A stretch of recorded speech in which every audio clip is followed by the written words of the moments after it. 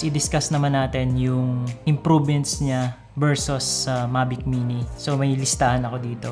So bali guys, yung naming na niya is DJI Mini 2. Hindi na siya katulad dati na DJI Mavic Mini. So yung version 1, meron siyang kasamang Mavic. Dito sa version 2, tinanggal na nila totally yung Mavic. So basically, discuss natin yung improvements niya versus Mavic Mini. So itong Mini 2, yung first na i-discuss natin is yung camera and video. So sa camera, meron na siyang 4K resolution versus doon sa Mavic Mini na 2.7K resolution. Sa photo naman, meron na siyang available na RAW.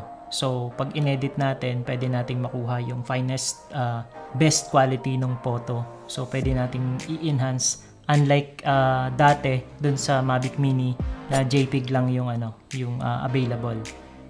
Then next, sa bitrate naman niya, sa video bitrate, sa Mavic Mini version 1, yung bitrate niya is 40 Mbps, while dito sa DJI Mini 2, 100 Mbps na siya. Lastly, yung sensor niya, actually, by the way, the same pa rin. Tapos, dito, available na yung zoom, kagaya nung functionality or features ni Mavic Air. Dun sa app, pwede kang mag-zoom. Tapos, i-discuss naman natin yung remote.